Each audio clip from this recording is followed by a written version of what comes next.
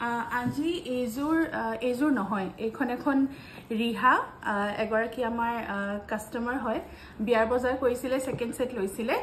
জানি সেকেন্ড সেটৰ লগত ৰিহা নাথাকে, কিন্তু আমি তেখেতে যিহেতু আমাৰ পৰা লৈছে আৰু ৰিকুৱেষ্ট কৰিছিলে যে ৰিহাখন বনাই আনি দিব লাগে, গতিকে আমি এনেকুৱাকৈ ধুনীয়াকৈ এখন এক্সট্ৰাকৈ ৰিহা বনাই আনি দিছো।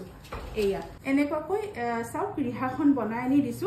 কাপোৰযোৰৰ কালাৰটো ধুনীয়া সি গ্ৰীণ কালাৰত আছিলে আৰু সেইকাৰণে ৰিহাখনো ধুনীয়া এটা সি গ্ৰীণ শেডতে আহিছে, কিন্তু কেঁচা পাতৰ ৰিহা হয় কাৰণে কালাৰটো অলপমান লাইট হৈ যায়, সেইটো কেঁচা পাত হোৱাৰ কাৰণে হয়। আচলটো ধুনীয়াকে দিছো, এইটো চাব। আৰু ৰিহাখন কিন্তু হেভিকে বনাব দিছিলে। এয়া মানে সাইড পটিও আছে, চাওকচোন ইমান ধুনীয়া মৰম লগাকে সাইড পটি কেইটা দিছো।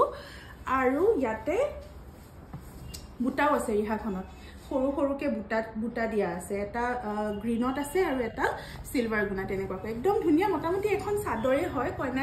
কইনাগৰাকীয়ে ধুনীয়াকৈ বিয়াৰ পিছতো মেখেলাখনৰ লগত এইখন চাদৰ হিচাপে লৈ পেলাই পিন্ধিব পাৰিব। গতিকে এনেকুৱাকৈ আমি আমাৰ পৰা যদি সেকেন্ড সেটছবোৰ লয়, যিহেতু সেকেন্ড সেটত ষ্টকত ৰিহা নাথাকে, আমি এক্সট্ৰাকৈ আপোনালোকক ৰিহাও বনাই আনি দিম, কিন্তু সময়টো দিব লাগিব। এনি কাষ্টমাইজ ৰিকুৱেষ্টত সময়টো দিব লাগিব আৰু তেতিয়া আমি ধুনীয়া এনেকুৱাকৈ বনাই আনিম।